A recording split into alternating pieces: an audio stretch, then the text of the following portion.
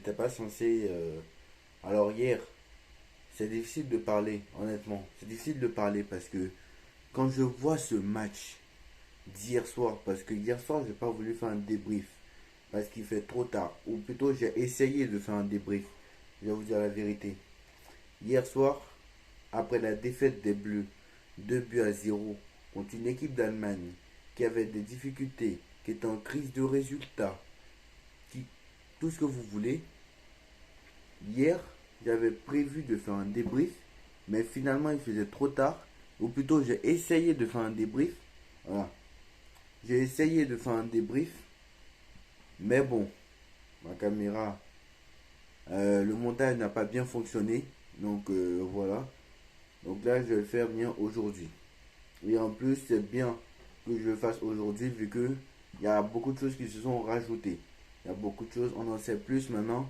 Parce que hier, il y a beaucoup de choses que moi je ne savais pas, ou peut-être on ne savait pas. Parce que moi, en tout cas, il y a beaucoup de choses que j'avais pas compris dans ce match.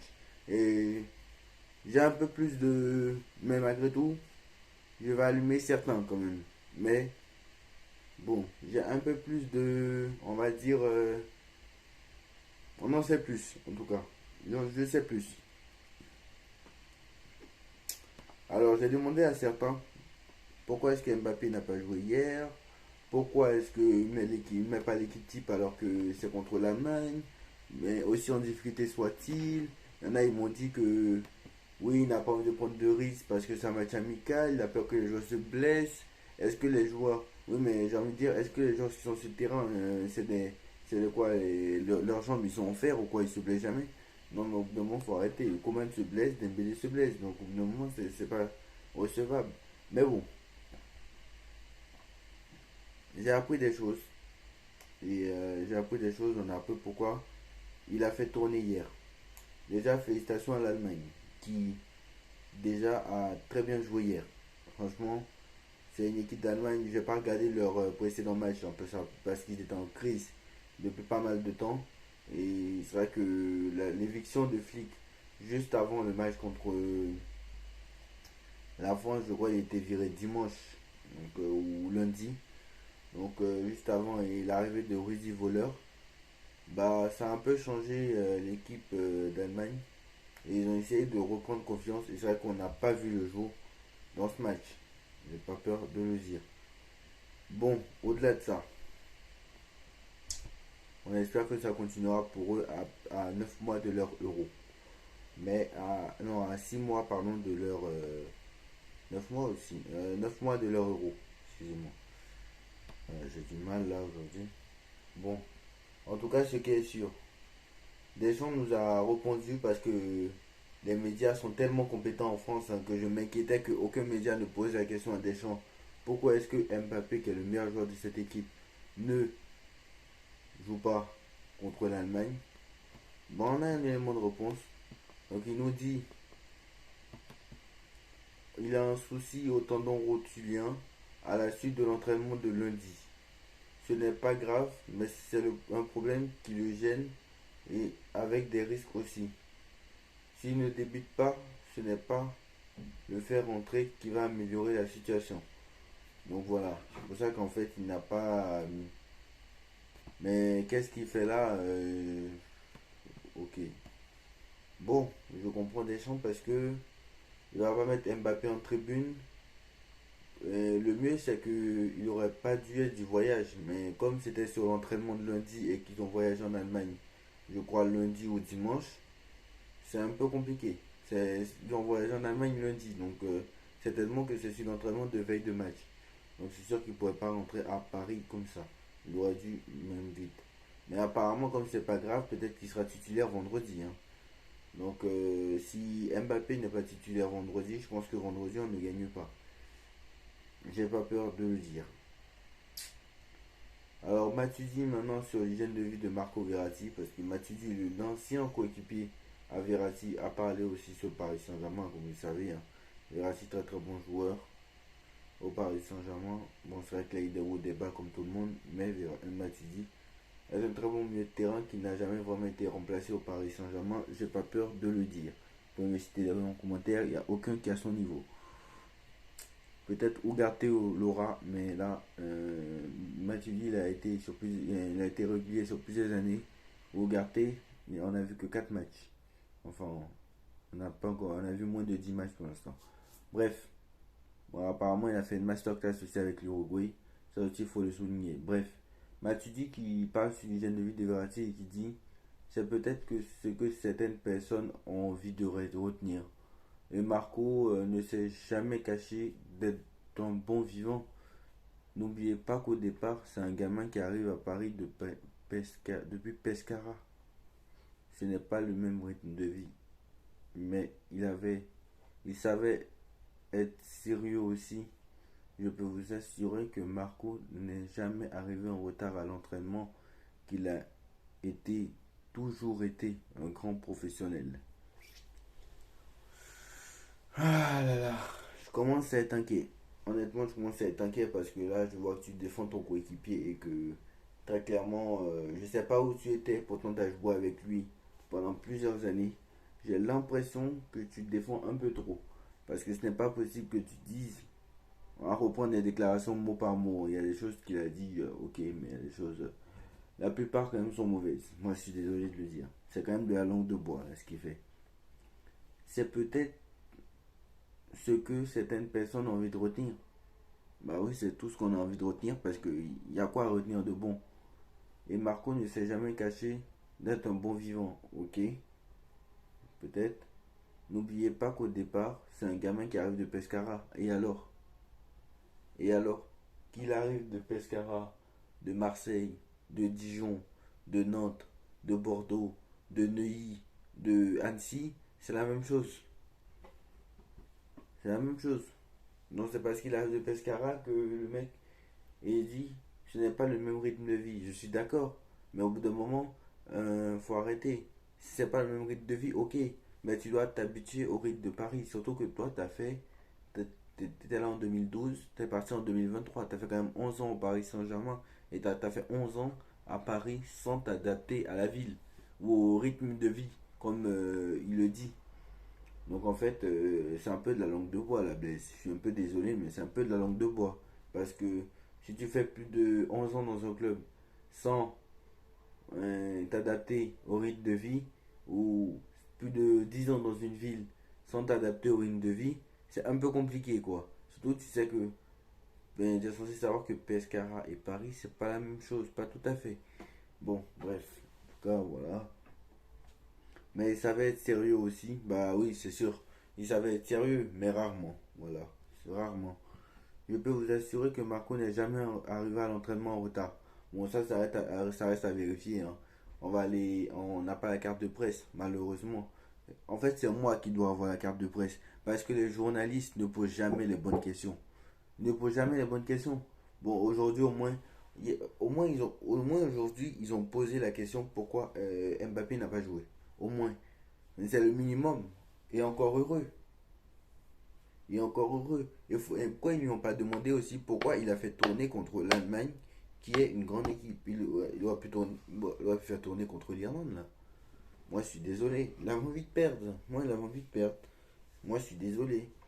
C'est un match amical. Certes, c'est un match amical. C'est dans les matchs amicaux. Je comprends le fait que tu veux faire tourner dans un match amical plutôt que dans un match de qualification, c'est sûr. Mais bon, est-ce que tu peux te permettre de faire tourner contre l'Allemagne? C'est pas comme si tu jouais la Slovénie ou la Slovaquie ou l'Iran avec ces équipes avec tout le respect que j'ai pour ces équipes. Donc voilà, il dit je peux vous assurer que Marco n'est jamais arrivé en retard et qu'il a toujours été un grand professionnel, hein. Un grand professionnel, Marco Verratti.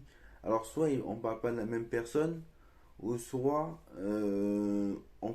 c'est pas en français, ou soit peut-être on n'a pas la même définition de grand professionnel. Parce que si ça c'est un grand professionnel, ben Modric c'est quoi? Modric c'est quoi? Casemiro c'est quoi? Xavi c'est quoi? Iniesta c'est quoi? Van Basten c'est quoi? Euh, tout, tout cela c'est Marco Verratti qui a tout le temps été blessé, qui n'a jamais réussi à faire une seule saison complète Non seulement parce qu'il se blesse, et en plus parce qu'il prend 25 cartons jours par match. Lui, c'est un grand professionnel. Et qui discute avec les arbitres, et en plus d'avoir une hygiène de vie catastrophique, il... c'est bien. Bon, bah d'accord. D'accord, alors, bah, tu dis. Moi, je veux bien que ce soit ton coéquipier, mais au bout d'un moment, faut arrêter, quoi. Faut arrêter au bout d'un moment. Faut arrêter au bout d'un moment. Voilà.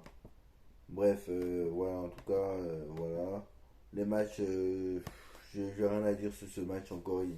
Hier soir, franchement, c'est n'importe quoi en fait. Rien à dire sur ce match. Des pertes de balles, ne plus savoir quoi en faire. Maignan qui. Je sais pas s'il y a un qui a la moyenne, à part peut-être Chouameni. Ils étaient tous catastrophiques, tous écœurants.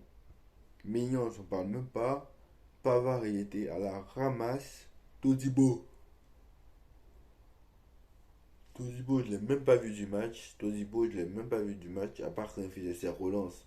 Idiote, le mec, à un moment, il fait. À un moment, les mecs, ils font des passes, ça sort direct. Saliba, je l'ai même pas vu. Todibo et Saliba, je les ai même pas vus. Théo Hernandez, trop seul. Le mec, il pouvait pas monter vu qu'on se prenait des vagues. Toutes les... Tout le temps, en fait. Coman, il a fait ce qu'il a pu. Chouameni, c'est le seul qui a essayé de tenter des choses. Kamavinga, trop moyen, il est limité. Rabiot aujourd'hui, il était catastrophique. Griezmann, j'en parle même pas. Griezmann, c'est pas le Griezmann de la Coupe du Monde. Mais évidemment, quand tu changes de poste, c'est un peu plus compliqué là, Deschamps. Moi, je veux bien qu'il veut faire opposer ses cadres, mais il change pas le système de jeu. Alors moi, je veux bien que ces joueurs-là ne conviennent pas peut-être à ton système de jeu. Mais Mbappé, tu le laisses sur le banc. Peut-être, à juste au titre. Mais tu peux pas. Oui, d'accord. Mais tu ne peux pas faire tourner contre. Tu peux pas faire un turnover. Ce que tu aurais dû faire. Qu'est-ce que tu aurais dû faire? Tu aurais dû mettre Koundé à droite. Tu aurais dû mettre Koundé à droite. Tu aurais dû mettre Maignan dans les buts. Saliba et Todibo, t'aurais dû les mettre sur le banc pour mettre Upamecano. Ta charnière quoi, Upamecano Konaté. Ou Upamecano, je sais plus qui était avec lui vendredi, jeudi.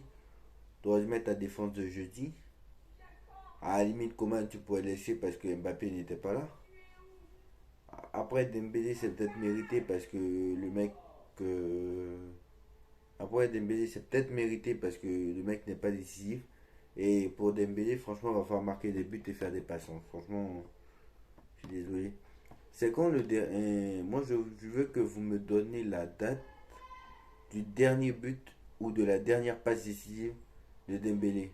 Que ce soit en club ou en équipe de France. On a le souvenir ou pas? A-t-on le souvenir du dernier but ou de la dernière passe décisive de Dembélé en équipe de France? Ou en club même d'ailleurs. Ou en club. On n'en a pas. On n'en a pas.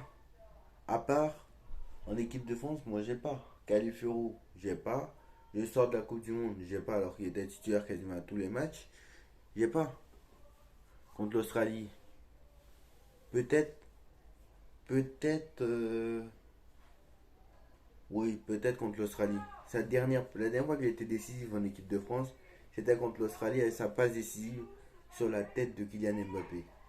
Quand Mbappé a marqué le troisième but contre l'Australie et la victoire 4-1, c'est Dembélé qui a fait la passe décisive qui a mis sur la tête de Mbappé. Je crois que c'est sa dernière passe décisive. Mais son dernier but, c'est quand? C'est quand le dernier but de Dembélé en équipe de France? Je vais chercher et je vais vous dire la date. Ça fait au moins 3-4 ans. Ça fait au moins 3-4 ans.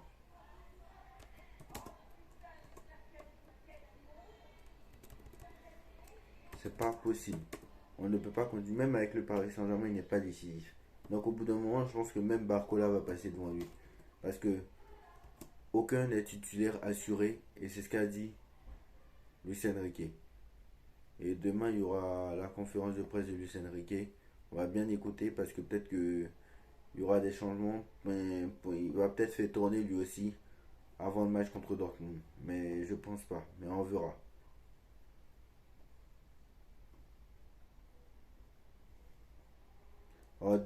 Aussi, Deschamps réagit à cette défaite. Donc là aussi, on va voir. Très clairement. Alors,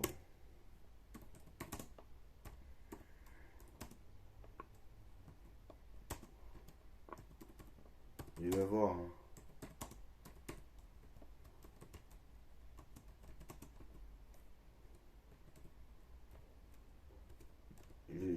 La dernière fois que tu sais, j'en ai pas souvenir.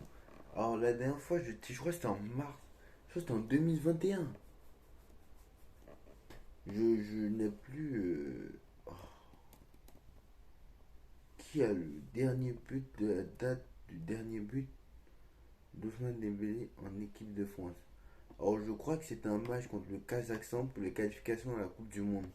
Je crois que c'était un match contre le Kazakhstan pour les qualifications à la Coupe du Monde. Et sa dernière passe décisive, bah, c'était contre l'Australie. Donc le dernier but de Dembélé en équipe de France, match de qualification à la Coupe du Monde. Donc c'était 2020 contre le Kazakhstan.